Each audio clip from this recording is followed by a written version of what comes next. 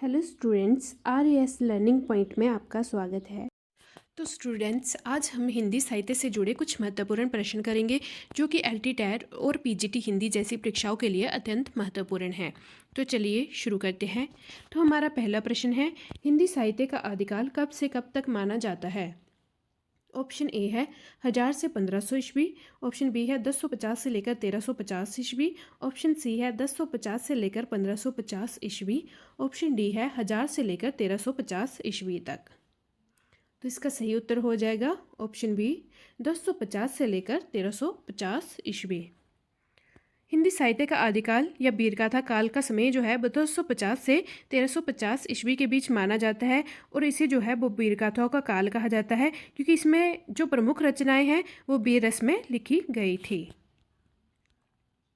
हमारा दूसरा प्रश्न है, रामचरितमानस के रचयिता कौन है? ऑप्शन ए है कबीर, बी तुलसीदास, सी सूरदास और डी रहीम। तो इसका सही उत्तर हो जाएगा ऑप्शन बी तुलसीदास। तो रामचरितमानस की रचना जो है वो तुलसीदास जी ने करी थी और यह ग्रंथ जो है वो रामकथा पर आधारित है और इसे भक्ति काल का महत्वपूर्ण काव्य भी माना जाता है। हमारा तीसरा प्रश्न है, निराला की कौन सी रचना उनकी आत्मकथा है? ऑप्शन ए है कुकरमुत्ता, बी संस्मरण, सी राम शक्ति की पूजा और डी है अनिमा। तो इसका सही उत्तर हो जाएगा ऑप्शन बी। तो संस्मरण निराला की आत्म कथा है जिसमें उनके जीवन के विभिन्न अनुभवों का वर्णन किया गया है। हमारा चौथा प्रश्न है, सूरदास किस रस के कवि माने जाते हैं? ऑप्शन ए है श्रृंगार रस, बी है वीर रस, सी हास रस, डी करुणा रस। तो इसका सही उत्तर हो जाएगा ऑप्शन ए श्रृंगार रस। तो सूरदास को श्रृंगार रस के कवि माना जाता है। उनकी रचनाएं विशेषकर जो है वो कृष्ण भक्ति और उनकी बाल लीलाओं पर आधारित है। हमारा अगला प्रश्न है, प्रेमचंद किस प्रकार की रचनाओं के लिए प्रसिद्ध है? ऑप्शन ए है कविता, बी उपन्यास और कहानियाँ, सी नाटक और डी आलोचना। तो इसका सही उत्तर हो जाएगा ऑप्शन बी उपन्यास और कहानियाँ। प्रेमचंद हिंदी साहित्य में अपनी यथार्थवादी उपन्यास और कहानियों के लिए प्रसिद्ध है। उनकी प्रमुख रचनाएं हैं जैसे गोदान, गबन और कफन। हमारा अगला प्रश्न है, रहीम का पूरा नाम क्या है? ऑप्शन ए है अब्दुल रहीम खान ए खाना, रहीमुद्दीन अली, अब्दुल रहीम बुरहान और ऑप्शन डी है अब्दुल रहीम कादरी। तो इसका सही उत्तर हो जाएगा ऑप्शन ए अब्दुल रहीम खान ए खाना। हमारा अगला प्रश्न है, अकबरनामा के लेखक कौन है? ऑप्शन ए है अबुल फजल, ऑप्शन बी तुलसीदास, सी रहीम और डी है सूरदास। तो इसका सही उत्तर हो जाएगा ऑप्शन ए अबुल फजल। तो अकबरनामा की रचना जो है वो अबुल फजल ने की थी। यह ग्रंथ अकबर के जीवन और उनके शासनकाल पर आधारित है। हमारा अगला प्रश्न है, गोदान किसके द्वारा लिखा गया है? तो गोदान रचना जो है वह किसके द्वारा लिखी गई है? ऑप्शन ए है प्रेमचंद, बी जयशंकर प्रसाद, सी राहुल सांस्कृत्यायन, डी रामधारी सिंह दिनकर। तो आठवें का सही उत्तर हो जाएगा ऑप्शन ए। गोदान जो है वो मुंशी प्रेमचंद द्वारा लिखा गया एक प्रसिद्ध उपन्यास है जो कि किसान जीवन की समस्याओं को यथार्थवादी दृष्टिकोण से प्रस्तुत करता है। हमारा अगला प्रश्न है, जयशंकर प्रसाद की प्रमुख कृति कौन सी है? ऑप्शन ए है कात्यायनी, बी गोदान, सी रामचरितमानस और डी सूरदास। तो इसका सही उत्तर हो जाएगा ऑप्शन ए कात्यायनी। तो कात्यायनी जयशंकर प्रसाद की एक प्रमुख कृति है। यह छायावादी कविता का एक अद्वितीय उदाहरण है। हमारा अगला प्रश्न है, राग दरबारी उपन्यास के लेखक कौन है? ऑप्शन ए है फणीश्वर नाथ रेणु, बी श्रीलाल शुक्ल, सी अमृतलाल नागर और डी है यशपाल। तो इसका सही उत्तर हो जाएगा ऑप्शन बी श्रीलाल शुक्ल। तो राग दरबारी श्रीलाल शुक्ल द्वारा रचित व्यंग्यात्मक उपन्यास है जिसमें ग्रामीण जीवन की समस्याओं को दर्शाया गया है। हमारा अगला प्रश्न है, भारतेंदु हरिश्चंद्र किस युग के कवि माने जाते हैं? ऑप्शन ए है भक्ति युग, बी रीतिकाल, सी आधुनिक काल और डी द्विवेदी युग। तो इसका सही उत्तर हो जाएगा ऑप्शन सी आधुनिक काल। तो भारतेंदु हरिश्चंद्र को आधुनिक काल साहित्य का जनक माना जाता है। वे आधुनिक काल के प्रारंभिक साहित्यकार थे। हमारा अगला प्रश्न है, मेघदूत किसने लिखा है? ऑप्शन ए है कालिदास, बी तुलसीदास, सी सूरदास और डी जयशंकर प्रसाद। तो इसका सही उत्तर हो जाएगा ऑप्शन ए, मेघदूत जो है वो कालिदास ने लिखा है। यह एक महाकाव्य है जिसमें एक यक्ष द्वारा मेघ को संदेश वाहक बनाकर अपनी पत्नी को संदेश भेजने की कथा है। हमारा अगला प्रश्न है, भ्रमर गीत सार किस कवि की रचना है? ए सूरदास, बी कबीर, सी तुलसीदास, डी जयशंकर प्रसाद। तो इसका सही उत्तर हो जाएगा ऑप्शन ए, सूरदास। तो भ्रमर गीत सार जो है वो सूरदास की रचना है जिसमें कृष्ण और गोपियों के बीच संवाद के माध्यम से भक्ति मार्ग की व्याख्या की गई है। हमारा अगला प्रश्न है, मधुशाला के रचयिता कौन है? ए जयशंकर प्रसाद, बी सुमित्रानंदन पंत, सी हरिवंश राय बच्चन, डी रामधारी सिंह दिनकर। तो इसका सही उत्तर हो जाएगा ऑप्शन सी, हरिवंश राय बच्चन। तो मधुशाला हरिवंश राय बच्चन की एक प्रसिद्ध कविता है जिसमें रूपक के माध्यम से जीवन के विभिन्न पहलुओं को प्रस्तुत किया गया है। हमारा अगला प्रश्न है, चंद्रकांता उपन्यास किसने लिखा? ऑप्शन ए है प्रेमचंद, बी देवकी नंदन खत्री, सी शरत चंद्र और डी है जयशंकर प्रसाद। तो इसका सही उत्तर हो जाएगा ऑप्शन बी, देवकी नंदन खत्री। तो चंद्रकांता एक रोमांटिक उपन्यास है जिसे देवकी नंदन खत्री ने लिखा था। यह उपन्यास तिलस्मी घटनाओं और प्रेम कथा पर आधारित है। अगला है 16वां प्रश्न, सुमित्रा नंदन पंत किस युग के कवि माने जाते हैं? ऑप्शन ए है छायावाद, बी रीतिकाल, सी भक्ति युग, डी आधुनिक काल।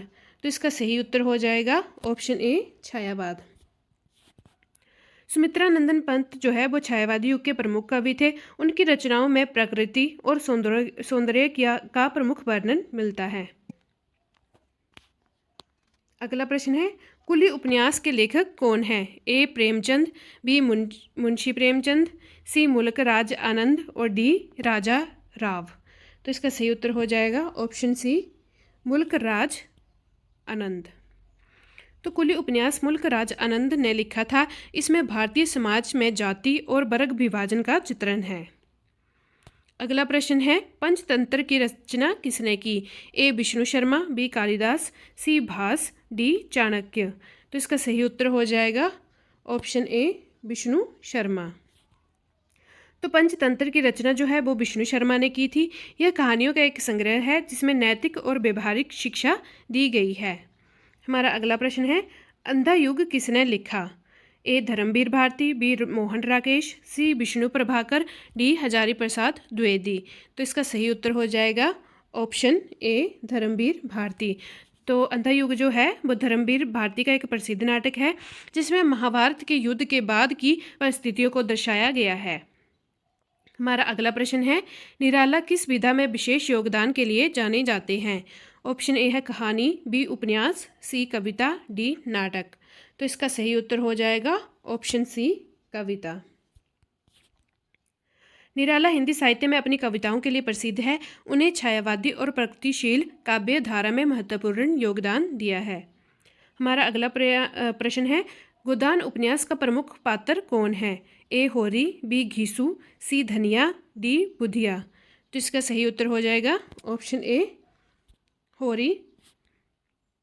गोदान उपन्यास में होरी एक गरीब किसान है जो अपने परिवार के साथ संघर्षपूर्ण जीवन व्यतीत करता है। हमारा अगला प्रश्न है, भक्ति काल में किस प्रकार की भक्ति का अधिक प्रचार हुआ है? ऑप्शन ए सगुण और निर्गुण दोनों, सगुण भक्ति, सी निर्गुण भक्ति और डी तंत्र भक्ति। तो इसका सही उत्तर हो जाएगा ऑप्शन ए, सगुण और निर्गुण दोनों भक्ति का जो है वो अधिक प्रसार हुआ है। हमारा अगला प्रश्न है, व्यास किस महाकाव्य के रचयिता है? ए रामायण, बी महाभारत, सी गीता और डी वेद। तो इसका सही उत्तर हो जाएगा ऑप्शन बी, महाभारत। महाभारत की रचना जो है वो महर्षि वेदव्यास ने की थी। यह विश्व का सबसे बड़ा महाकाव्य है।